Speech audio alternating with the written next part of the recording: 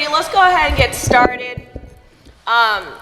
So welcome to the road less traveled with a bunch of folks that are not dudes, and how we got here into, well, how we started with music, but also where our music has taken us, whether we've stayed in music or worked in outreach, et cetera, et cetera. So we're gonna go through some bullet points about like how we started, where we at, any challenges. If you have any questions, we'll have some time at the end. But do me a favor, and I will remind you, if you ask a question, do not give us an essay before you get to the question. You know what I'm saying? Y'all know them panelists, right? I'm gonna take your silence and your blank stares as complicitness, and we're gonna continue. So what we're gonna do is we're gonna go down the line, starting from me to my right, your left. Folks, name, where you at, what you do. I'm your moderator, I'm Shubzilla, I'm from Seattle, Washington, South End. I am a rapper, and I also am a stay-at-home mother, and I'm one half of Nora Grime. Hey. No, right? Also, can we give it up for stay-at-home moms? Like, I feel like mothers just don't get enough. My 3-year-old isn't here, so you can get loud and buck as much as you want. So she ain't taking no kind of nap. Anyway. So I'm Selene. My pronouns are they and them. I am also a rapper and a illustrator, a parent of 2 wonderful teenagers, and a mental health professional out of Denver, Colorado at the moment. And I flipped those in the wrong direction, but nobody cares. No. I have to think out loud all the time. I think that's my whole intro, actually. very cool. Hi, I'm Twill Distilled, or Twill, or Allie. I'm actually a local. I live in the DC area. I'm in Northern Virginia, so MAGFest is right in my backyard. We look forward to it every year, and I look forward to seeing everyone every year, so I'm very excited we're all up here together, because in about 2 days we won't be. I, too, am a rapper, and like, in all seriousness, I am a rapper, a singer, producer. I work full-time as an art director. I do illustration, I do graphic design, and I also work as a fashion designer freelance. And I think we'll get more into that into the panel. Am I forgetting anything else? No, you got it. Okay, I also have no children, unlike these two. Because we're apparently talking about kids. That was awkward. Yeah, your non-children are just as lovely as our existing children, though. They're to my be stuffed fair. animals. Hi, I'm Ryako. I'm sorry my voice is a little hoarse today, so it's going to sound like a little weird, but Sexy phone. Oh no, it's not meant to be sexy. It's just I think I yelled a lot last night. Not in a way that is inappropriate. Oh my God. No, really, I don't. Okay, hi, I'm Filipino-American Belgian, and I'm based in Bruges, Belgium, and so I flew over to come here, and not just to do this panel, but I performed on main stage on Thursday. You don't have to clap. Oh, thank you. We do. Oh, thank you. Thank you. It was good. I am also a singer, rapper, music producer. I produce music for podcasts. I score video games. I make my own music, obviously, which I performed. And that's pretty much it. I don't know what else do I do? That's pretty much just a lot of music, film scoring. I rescored Fritz Lang's Metropolis from 1927, and that got. Thank you. Look it up; it's incredible. It got me. I got a viewing actually, a screening at Worldcon last year, so that was nice. Anyway, that's me. Yes. I'm Whitney. By day, I'm a DevOps engineer. Girls in tech. I'm in a slightly different position than everybody else up here in that I'm not a musician myself, but I do nerdcore booking for MAG. I do artist liaisons for MAG. I work social media for MAG. And I also have a very heavy involvement in the nerdcore scene, down to things like community management on the Facebook communities, the Reddit group, and I also run a annual-ish, not really set time, but usually yearly competition for the nerdcore scene, which is one of the bigger competitions that kind of sparks a lot of the music making in the community. And I think is that about everything I do, you know, and just all around support. I do a lot to try and give platform to people in the community everywhere that I can. Yes, thank you, everyone. I am Prowess the Testament. I am I guess I should say for day job first, I am a STEM strategist and growth consultant. I provide funding to help diversify inclusive pathways to STEM. So getting more people like Whitney and non-binary and non-gender conforming and people of color into the STEM profession. So that is what I do in the day. And then at night, I guess, I am a MC and producer and performer. I live here locally as well. I'm from Maryland. I live in PG County, right here. Hey. And yeah, I'm excited to be here. And by the way, literally the greatest rapper you will ever meet. Yeah. Facts. No question. Facts. I'll bar the hell at your favorite rapper, and I'll put money on that on God. Yeah, we'll dial in a freestyle better than anything any of us have ever written. This is the hill we die on.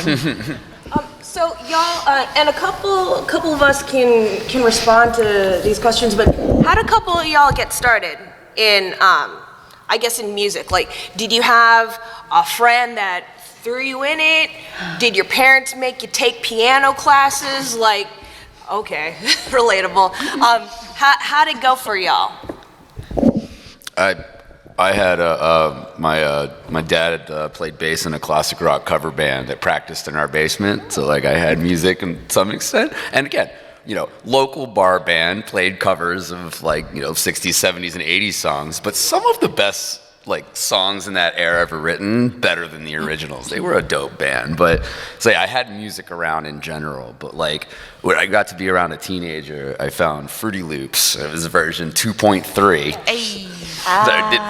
The piano roll was vertical and was just a black and white grid with little black dots for the notes. And like, yep, you know. So yeah, I started out mainly producing. I used to write a lot of poetry as well, and eventually I found my voice and learned how to actually do the rapping thing, which was not natural to me. But once I hit it, I got really silly good at it. Cool. I grew up with music. I was forced to go to church as a child, much to my dismay. But they had music at the church, so that's kind of like where I found that I liked to sing. And then when I was 10, I actually got to audition for the Peabody Preparatory at Johns Hopkins University in Baltimore. So I was classically trained. I'm trained in opera, which is like the craziest thing to think like, oh, I have all this like fancy classical training, but like I rap about video games and I'm learning to like heavy metal scream, and you know, and so I'm sure my teacher is just thrilled with my career. So yeah, and then when I was in college, I got in a bunch of trouble because I was a part of the hacker scene and was doing like parody and hacker music, and that's kind of like how I fell into the nerdcore genre. I found an artist named Whitey Cracker, that is literally his name, YT Cracker. And I was like, oh my gosh, people rap about hacking in computers. I'm not the only one making music like this, because it was a long time ago, I'm old. And so it wasn't as common as it is now. So that kind of, all of that led up to me finding the VGM scene and nerdcore and everything, and that's how I got into what I do now. Cool. Yeah. I did not have lessons or any kind of support. Basically, I sat down one day and I had an iBook and it was like an old iBook laptop, and it had a free copy of GarageBand on it. And I decided, hey, what if I just screw around with this? Yep. And then, and now I'm a producer, which is great. It's wonderful. But no, I think it's just, I didn't really have a ton of exposure, really, other than like the guilt tripping at Christmas time when I had to sing for my presents as a child. And that's just another whole can of worms. So I just sort of fell into this, to the nerdcore stuff, because I wanted to make music that was about something I knew. And I was like, oh, well, I know about Star Trek. Oh, I love Star Trek. How about I write something about Star Trek? And then I found everybody else, and it was like, oh my goodness, we're all weird.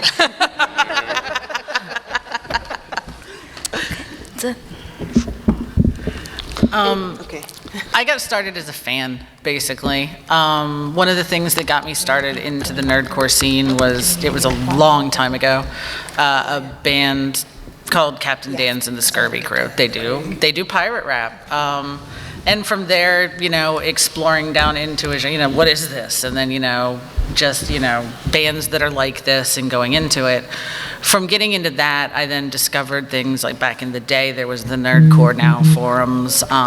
Then it transversed into a Facebook group, and that's where a lot of things have been over the last about 15 years, in Facebook, until they started getting momentum and picking up with things like, now we're seeing it more on Twitter, we're seeing it more in YouTube, it's becoming bigger and bigger and bigger. And as I got involved with the community, and the thing that's really cool about Nerdcore is that so many of the artists are very, much the community as well. They're not just an artist that sit back from their fan base. They're constantly, in there talking to their fan base, interacting with their fan base, and being part of it. It was just taking a look at myself and going, this is really cool. I really love these people as people. What can I do to support them? What skills do I have? What do I bring to a table? And that's kind of where I started doing things like the VPC competition. It's not something that I necessarily created, but it was created by another member of the community, but they hung it up. It was a lot of hard work. It still is a lot of hard work. And one day we decided, let's bring it back. Me and one of the older members were like, let's try this. And we did, and it was great. And it does a really good job, I think, at community building amongst the community. Yep. And because of that, we've just kept the ball going. And just as that gains momentum, I've gotten more and more involved in the community. And then as I became more of a person in the community is when I was approached by MAG, when MAG decided they wanted to start booking Nerdcore back around, I think it was 2016, 2017, if I remember correctly. So that's when both myself and my partner were brought along with another individual to create the Nerdcore booking team. So, and then here we are today.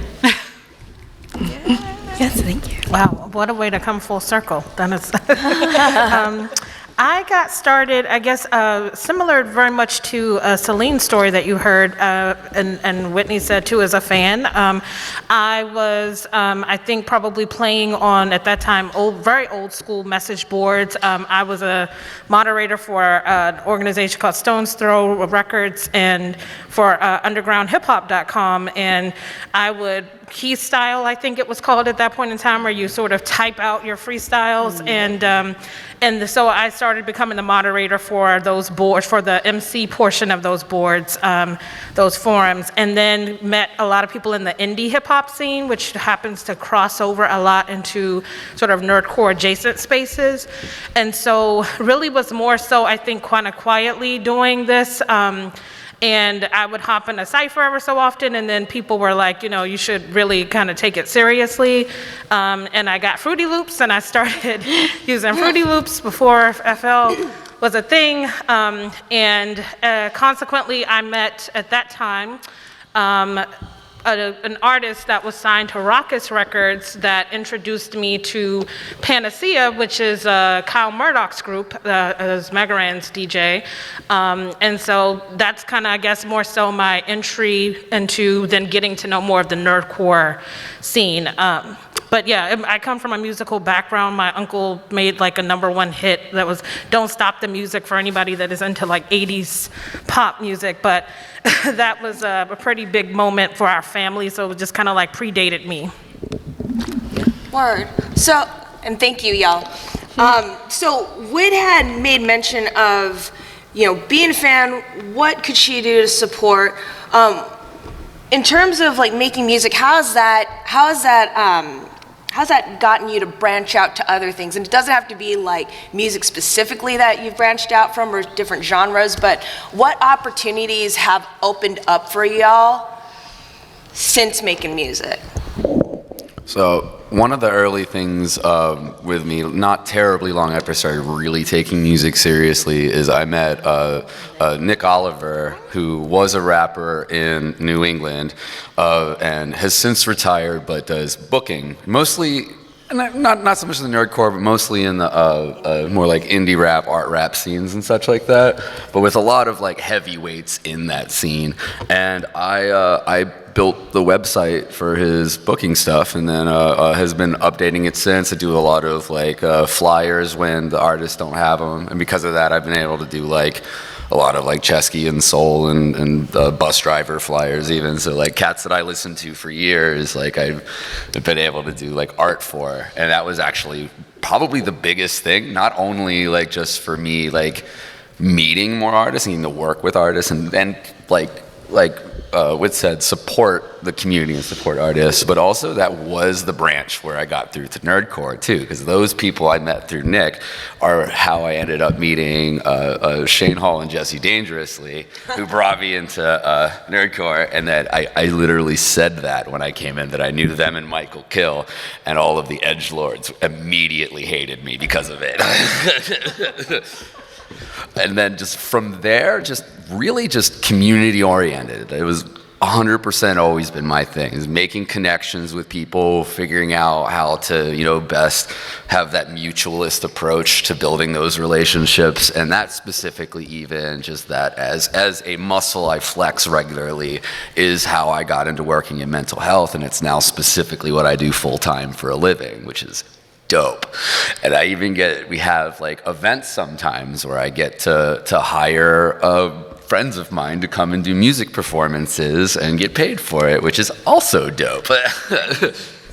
I've done quite a bit with music, but not only music. I'm an illustrator, so I do art. I also do design. I do fashion. So real quick, I've done some international releases. So I was on a album that actually charted on iTunes Japan, like #1, which was pretty cool. Because like as a weeb, it's like, oh my God, I'm big in Japan for a day. I've also had music in like videos and documentaries. There are not a ton of hacker rappers in the nerdcore scene. Like there's a good chunk of us, but there aren't a ton. Yeah. So for me, it was a little bit easier, I think, than like say like an anime rapper or a video game rapper, because there was so much room for opportunities. So that's how I was able to land like a lot of like documentaries and things like that in the hacker scene that I know. I've done a lot of performances up and down the East Coast, all over the country. I've done main stage here. I've done main stage Dragon Con. So like obviously a huge goal of mine to always be doing that.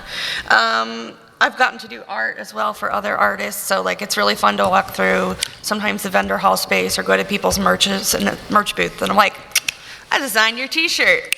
I drew your album cover. And I love that so much. I love it so much because like it's really great. Like it's like, oh yeah, I'm a musician and I can contribute to the community with my music, but I can also contribute to the community with my art and help my fellow friends.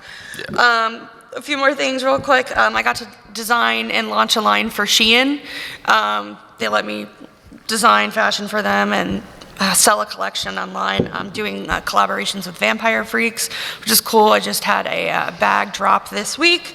And then finally, every so often I get to do artwork for conventions as well. So if you've seen the MAGFest friend Patrice on the promo stuff running, I actually designed that character back in 2018, 2019. So it's really cute to like come back every year and see how she's like evolved and changed now that I'm not drawing her. But I'm like, yay, they've kept my baby. Aww. So that's it. Nice. You know, I think most of what I do is actually just all around music. When I started making music, it was with an equal emphasis on understanding production and like the technical aspects of it, and also, you know, singing, rapping, everything. And I wanted to be able to have those strengths in both equally, because I knew that these technical skills would lead to something better. And I wouldn't have to rely on anybody to create that technical stuff for me.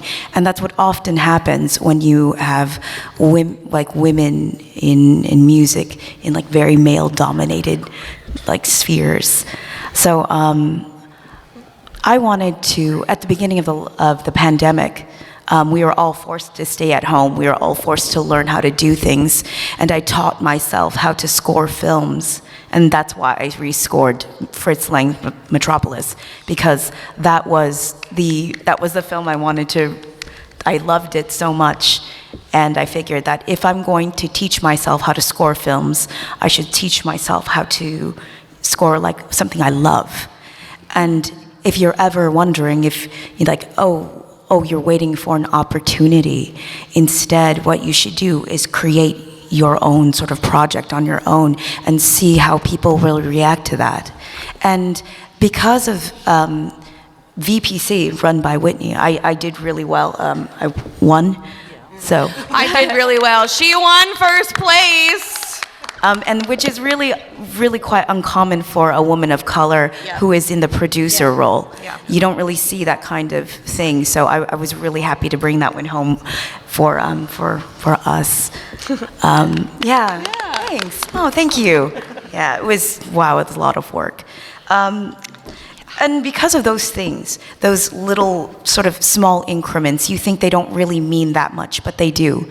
Because then a indie game developer found me on Twitter, just looked for an Asian woman, like who was Asian American and who made music, who composed, who scored. And she found me and she said, hey, would you like to score this horror game? It's a roguelike deck building horror game. And I said, oh, of course. I'd never scored games before. So that was and I'd never done that hardcore level of work, but it's still in production, by the way. I'm also working on an Asian American women rhythm game that's focused on Asian American women in the workplace, but it's rhythm game, so it's using music as like a really cool mechanic. And I really like bringing that kind of artistry into something that wouldn't normally have it. I mean, usually rhythm games, they license music from other sources. And so it's really nice to be able to create something original. And I think that's something that a lot of us can bring to something that, you know, wasn't really thought of, that was an afterthought. So yeah, I'm doing that. Awesome. Yeah. I'm going to flip this one just a little bit, since obviously everything I do is branched out from making music. But on the flip side, having gotten involved in the community, at one point in time, a long time ago, somebody pulled me into making music. So there is one song running around out there that I did, and that will not be spoken of really much further than that. Oh, you don't want to hear about the Sailor Moon? It was me and Shubs and Samus and my parents' favorite music. Yep. Yes. And that was an interesting track. Oh, and Starby. Once was enough for me. Like, it was fun. I don't think I did the worst job in the world, but, you know, as soon as people were like, hey, we need to perform this, I was like, no, I'm done. Nope, never again. It was a good verse, though. It's a good verse. Yeah. And forever, Czarina immortalized. Let's see. So I think everything that I do probably converges out of the music, because STEM is much more getting, I guess the A is being added for arts integrated learning. And so STEAM is very much present. And so a lot of the work that I do now is galvanizing organizations to put their money where their mouth is and try and create opportunities for more folks to access STEM education and STEM careers. So a lot of that comes out of the music, and I meet connections and network with a lot of people who are in this space, who consequently also have, sort of 3 and 4 different hats that they wear. And then really kind of, I think, focusing on the more scholarly side, because I got into, I was in the VPC, and the partner that I was paired with, we eventually, we created our own consultancy, and we created a panel that we did at BlurredCon, and someone booked us basically for an academic tour to talk about esports and STEM careers. So kind of out of the VPC, that was just a music thing that we did a panel and mentioned, someone booked us for that. So it was just sort of I think it's being nimble, and I think Twill mentioned it already, a lot of the my dad is a CISO and works a lot in the CSEC space. And so I go to a lot of those events and a lot of the things like DEF CON and a lot of the hacker events and that kind of stuff. I meet a lot of artists actually that are that are rappers too, or producers. So it just blends all in together. I feel like it's a networking opportunity constantly. And that takes us to our next portion, is creating community. So we talked a little bit about finding other like-minded individuals, and I'll kick this off because I have a little bit of, I guess, expertise in that.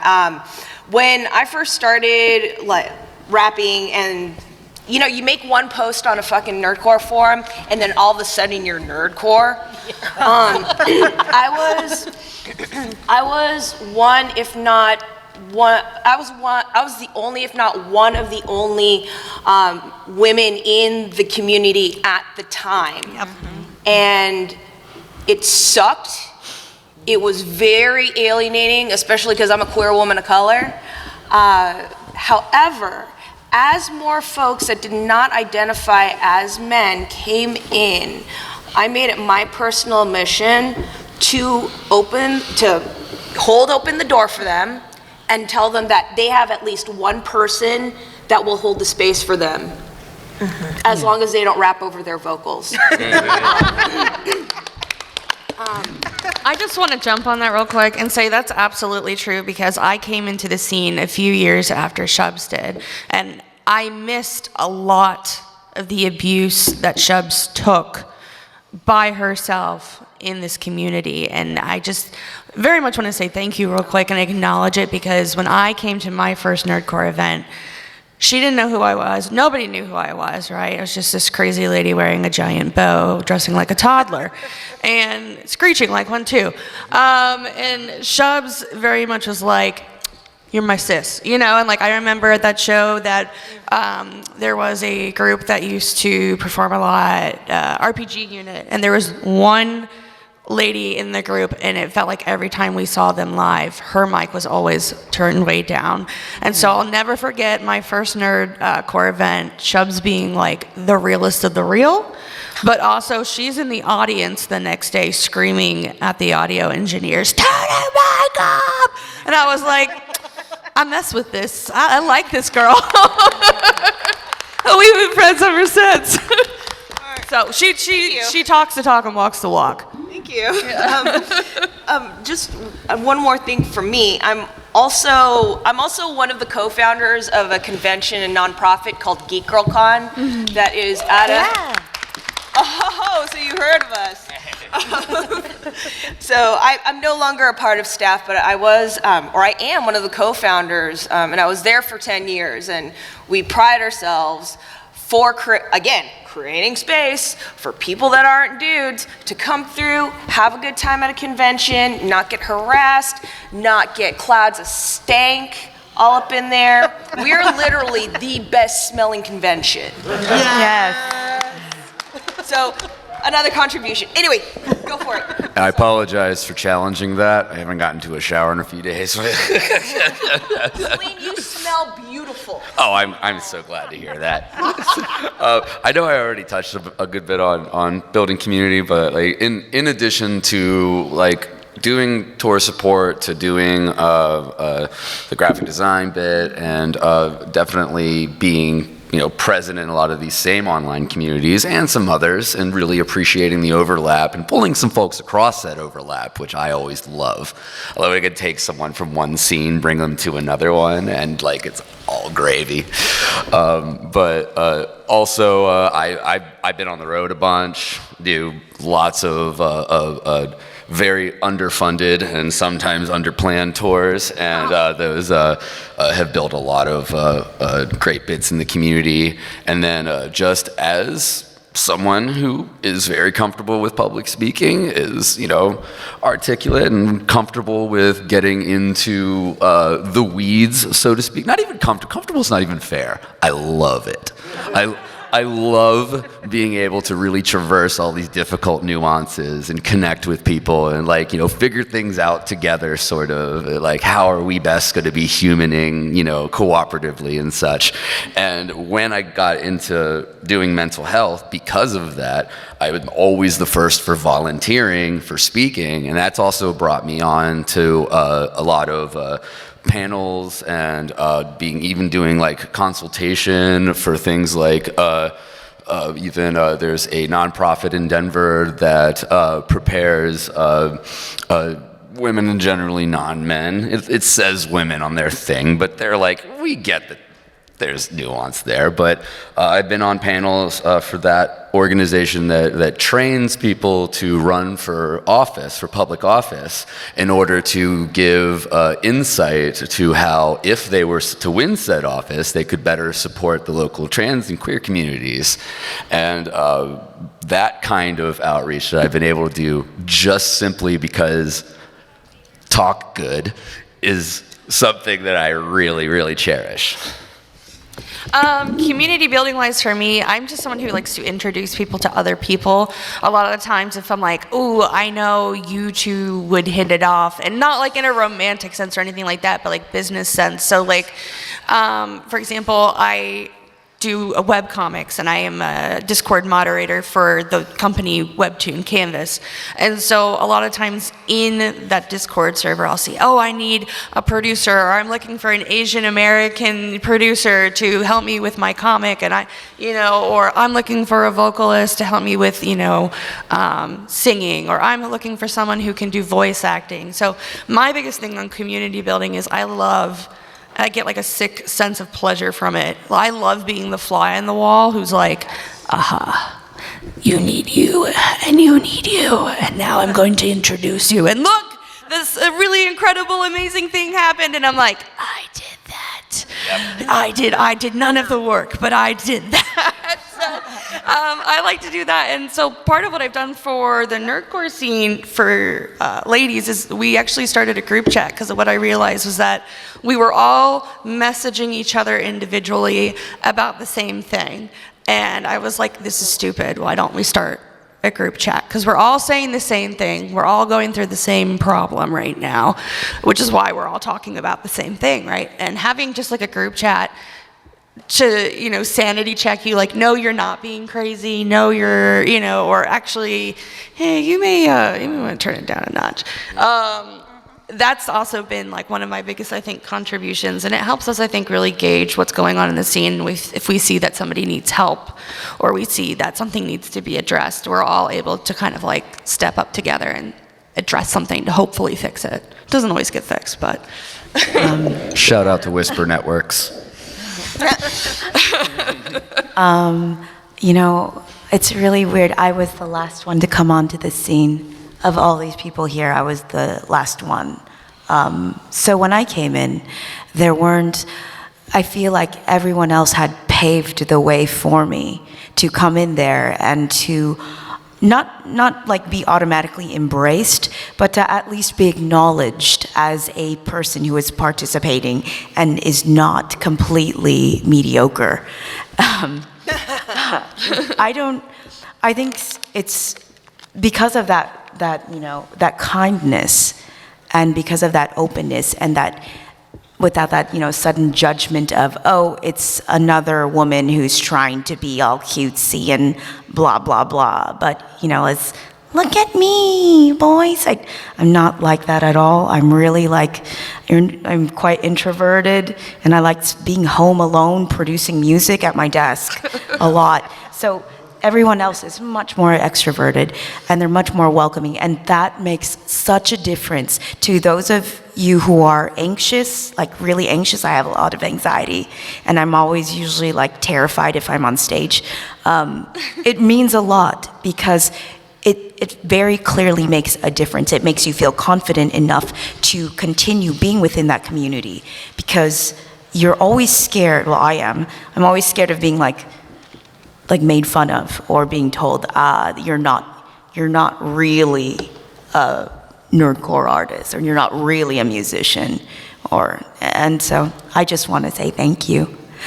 And I only got into video game music, because an Asian American woman was specifically looking to give another Asian American woman an opportunity.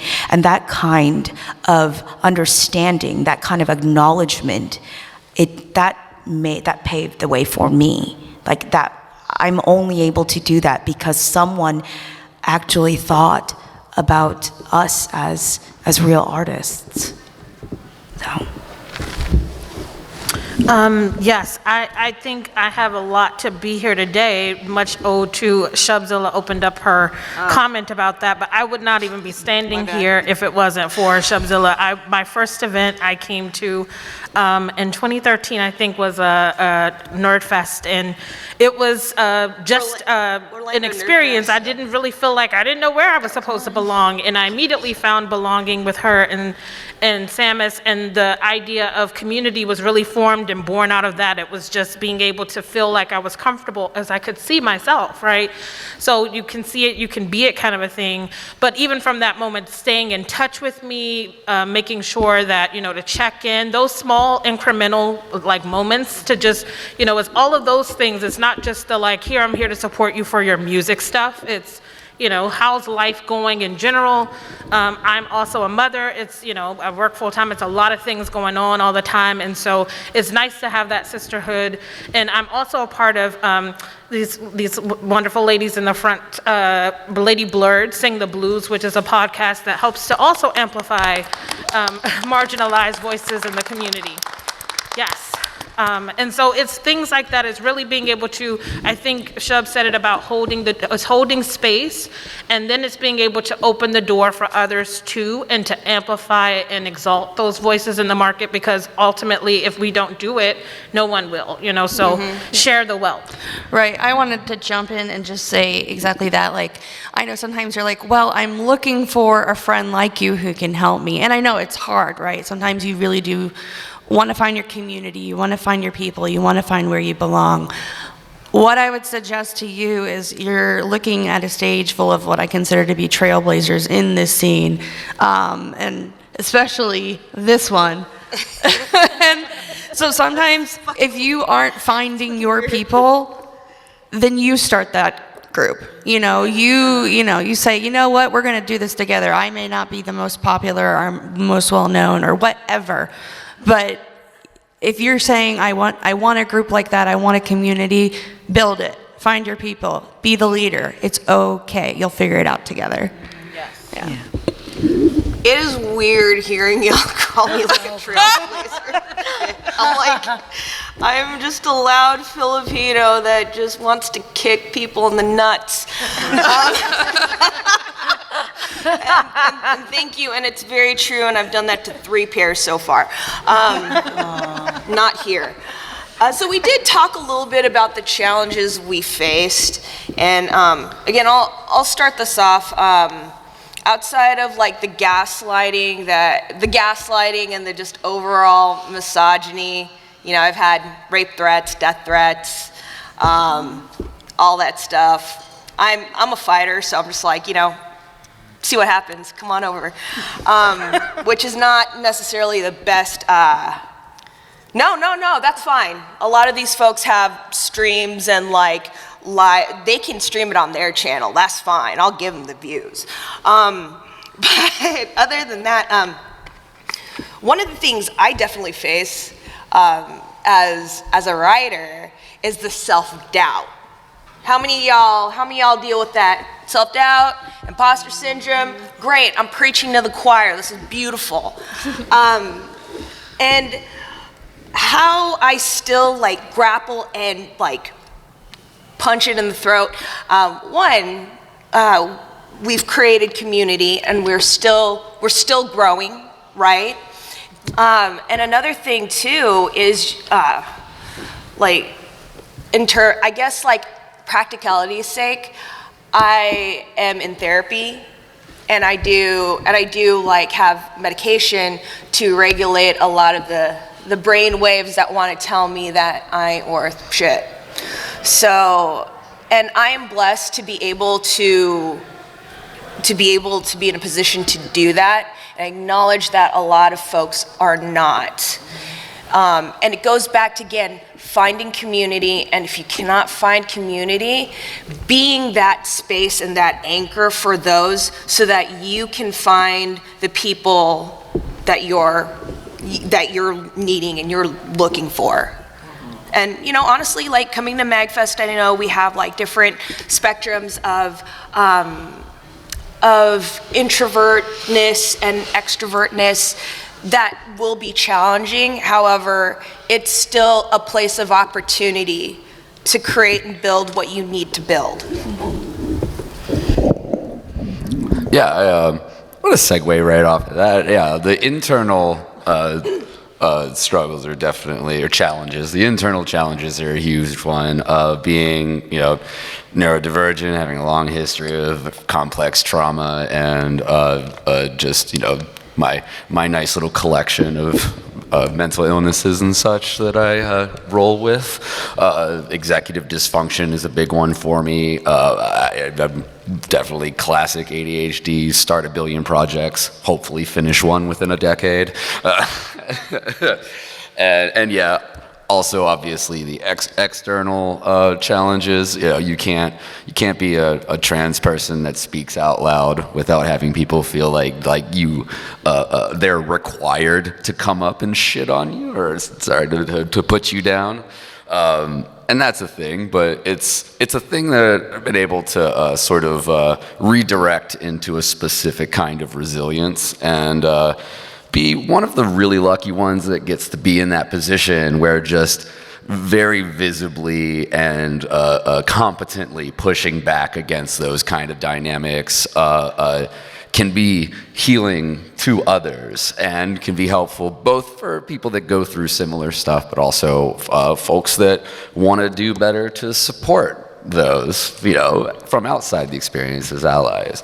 And so a lot of those challenges, and even same with the mental health challenges too, is like I'm very, very vocal, I'm loud, and I have no filter and I can't shut up. So being that and talking about going through these things, whether it's mental health, whether it's social struggles, whether it's you know, gender feels and such like that, I get to be a person that like people read the words of or hear the words of, and it can help to guide them to somewhere else and somewhere better. And yeah. A piece of advice I want to give real quick, and I know we're running out of time, so I'll make it short. Oh, we're doing good? Okay. Yeah, we're right.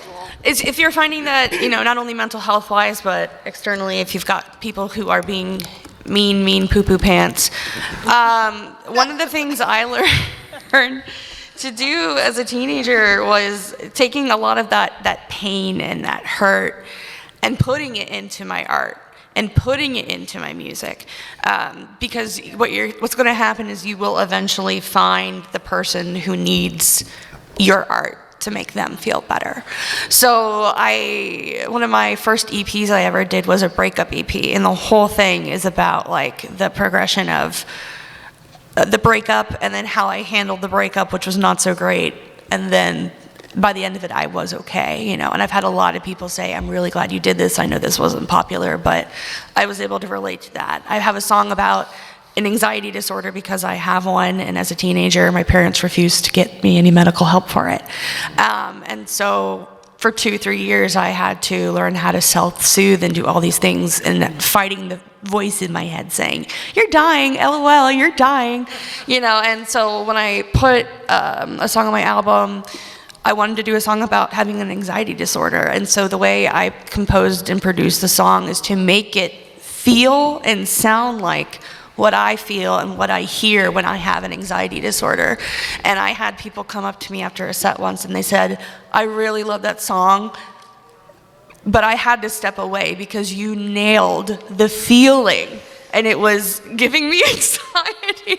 So, but all I have to say is that you can take those emotions, you can take something so negative and angry and destructive, and out of that chaos, you can use that pain and that hurt to create something beautiful that not only will help heal and soothe you, but will potentially heal and soothe someone else. And that is what I love so much about making music. It's the universal language and love, really. So. Just for a minuscule interjection as well, playing directly off of that, even outside of the making of music, back to the community building piece, I find one of the most powerful weapons that we can have to combat a lot of these, especially external, but also the internal stressors. I am incredibly pro whining. I love whining, and I love collaborative whining across a community of people that are connected. It's a lot of people like to use the word venting, but I like to go full out and whine. It's wonderful.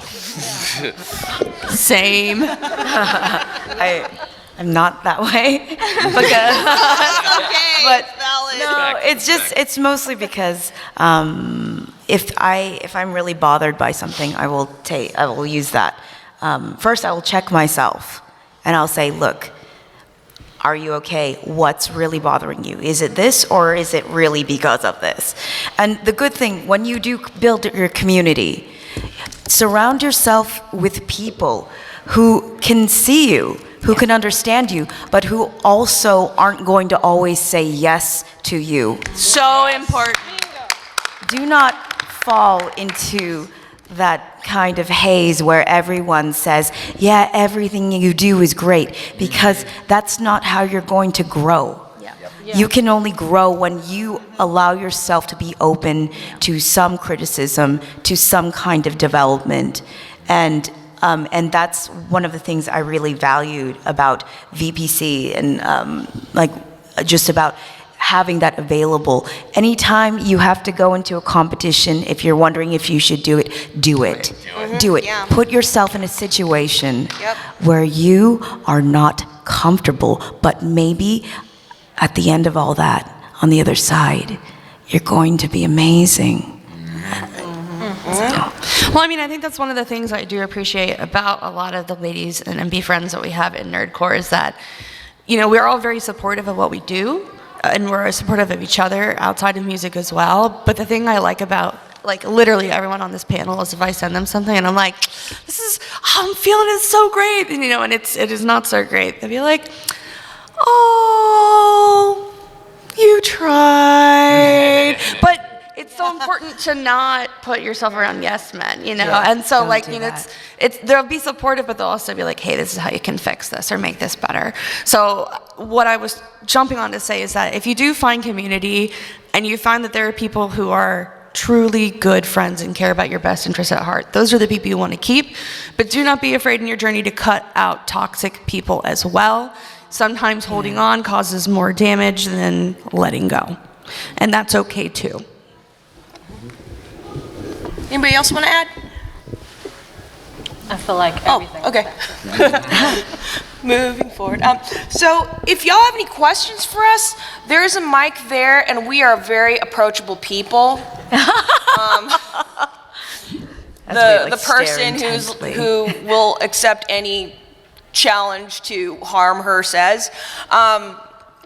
So feel free, like, in terms of like what advice we can give, which we are going to get into, so we're going to tell you stuff anyway, you know, how to get started, etc. Mike is over there, you know, no question is silly. So we're going to do Grace, you have something? Ooh. Okay. We got number one. Good afternoon. Hi. Good afternoon. How are you all? Doing well? Fine. Guess I should have to do that better than bending over. We've all heard a lot about the women here at this panel, the non-dudes here at this panel. But if you're going to have to talk up, big up, shout out some non-dudes who are not in this room, I'd like you all to go down the line and talk up somebody who's not here, who's inspiring, who's quintessential, critical, to deepen and broaden this discussion a little further. Yeah, okay, I'll start. Navi. Navi. Navi. If you don't know this individual, they're very much a theatrical person, lots of flair. One thing also, they are a vocalist and a producer. And a really good one. Yeah, and a good artistic director of Flying V. Yep. I'm working on a project with him after, like in like starting now. So. And what I love, one of the things I love about Navi is their excitement for collaboration. Myself and my music partner, Bill Beats, we're just grabbing our friends and we're like, we're gonna make an EP. And I got a chance to see how other people outside of Bill Beats and I work.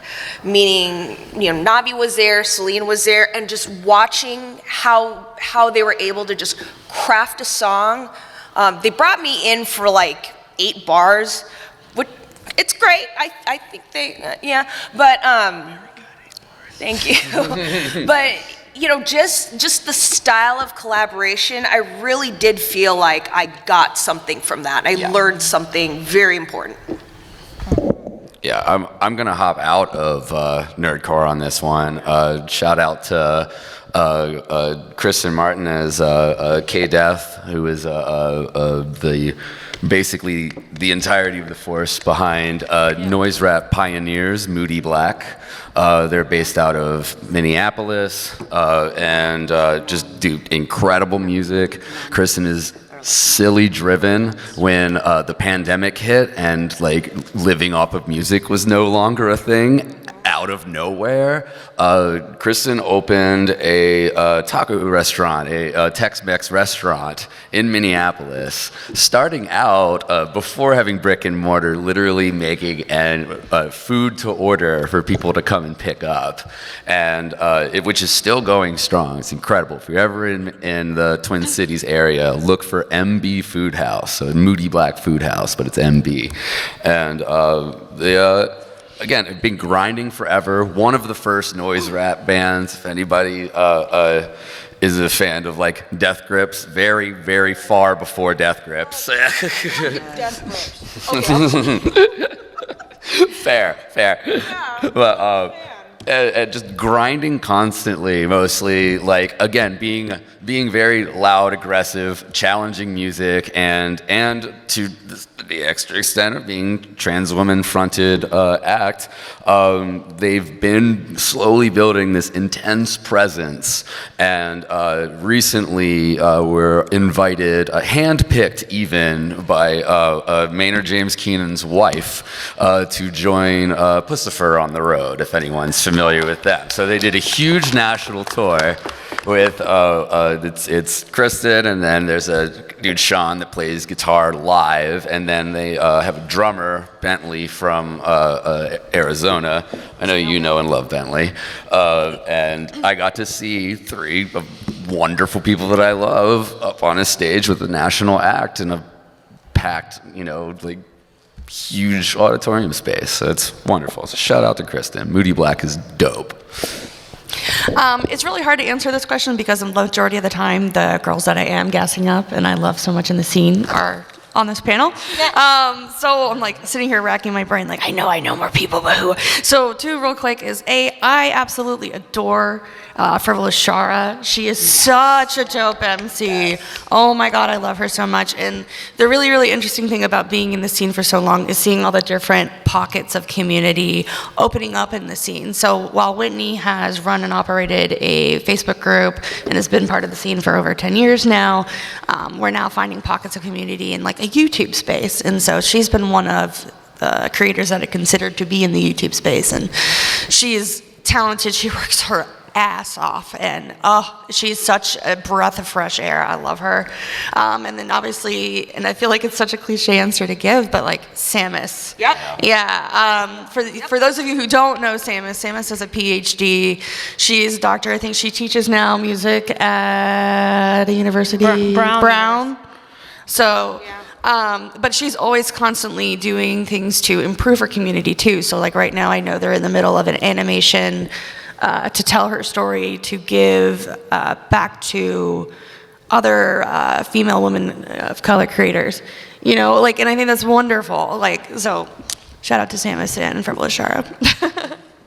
I'm actually part of a 4 Asian American women game development group. So I have to give a shout out to them because Miko Charbonneau, Steph Chow, and God, I just really like Robin Doe.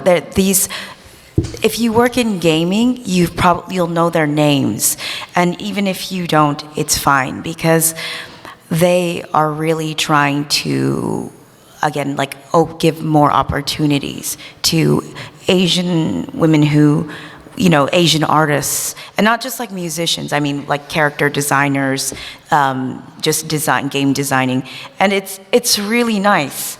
And I think that we should always acknowledge that, you know, when somebody is really going out of their way, they're purposefully like seeking out people who would normally be ignored or undervalued. So I just want to give a shout out to them. Pretty smart games. Yeah. Yay. I know they've already been said, but I'm going to circle back again to Navi, because Navi from the get-go, from, you know, when I joined the community, has always been an absolute epic cheerleader of the VPC and of what I do. And I brought them on as a judge in the last VPC as well. Yeah. And just the insight that they brought to both the community as well as to myself, and improvements that we made in running the VPC, yep. The way that we've improved reach in running the VPC, and just being a backbone and such a huge help and supporter and friend to me as well, just makes them an amazing individual and such a strong person in this community. Yes, and Navi is also local, and I'm shouting them out again because I mentioned my first Nerdcore sort of foray into this space was through a group that I was in with Navi. So I mean, they're everywhere, and they're also a large part of the local theater scene here, which is where I come out of as well. And so that's really something I think also forecasting beyond just music again, but overall arts integrated sort of spaces. So I also want to give a shout out to Etern, who are people that I know Etern. She has been an interesting, really rock for me in recent years, but a lot of the times, right, we talk about opening up doors, but also sharing the wealth of resources, right? It's being able to say, once you have the information, being able to provide that knowledge to others selflessly. And so she very much did that. We worked together on a corporate placement, like a sync licensing deal, because the person said, hey, I want to see 2 women do this, and I need to have 2 women rappers do that. And our first foray into doing it, right, we were sort of critiqued to say, you guys are too aggressive. And no matter, we tried to wrap the whole song with like smiling faces, and it was still that you're both too aggressive. It was for a corporate bank, and they were just not the right one, right? But then we had to find the right one. And we worked together to do that, and I thought that was just the fact that she brought me into that circle and connected me in that way to provide a revenue generating source outside of just, you know, recording music. And then another is Psalm 1, who I really love also, who is is the first queer Black woman that was signed to Rhymesayers. And for those people who may know, Rhymesayers had some issues around gender discrimination and harassment.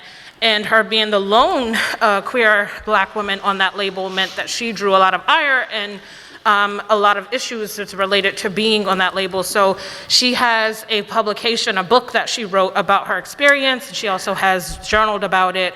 But just providing that voice and that story, sharing it, to know that you're not the only one that goes through these sort of microaggressions and internal issues, imposter syndrome we talked about, but all of those things, documenting them and sharing them out, sometimes just using your voice to amplify those things is so important.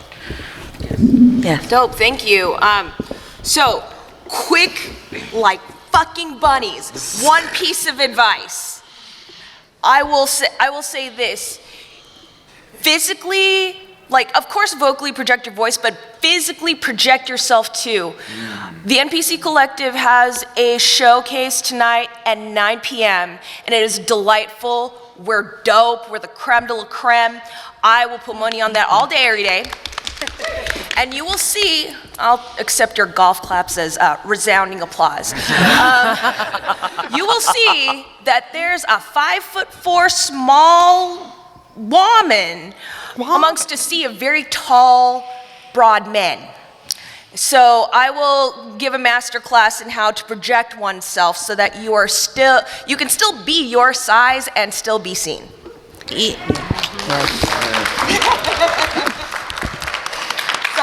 Sorry, that was not quick like bunnies. Not at all. I'm sorry. Figure out what space to take up and take up that space. That's the best thing I could say. Be mindful of the nuance in who is where and who is filling how much of the rooms that you're in, and make sure that you're really being equitable and fair and honest with yourself about how much of that space you should be occupying. And if it's too much, figure out who should be there instead. If it's not enough, do it. Because that is going to be one of the best things you can do to have people that maybe have some similar life experiences as you, to give themselves permission to do that same thing. Can you come back to me? Okay, yeah. Guess piece of advice. Make music for yourself first. Be genuine to yourself. Stop, you don't have to make music to make other people happy. If you're genuine, then it'll come out in the sound. We'll hear it if it's real. Yeah. And I guess just be real and work very hard. Yeah. Don't be afraid to push yourself. Sisters, I apologize. We just got the unit. Y'all hus need to wrap it up. Right. So here's the deal. Find us out there real quick. I'm Shubzilla. That's damn Selene. Twill Distilled, Ryako, the Czarina, aka Whitney, and Prowess the Testament. We'll be out there. Bye. Thank you.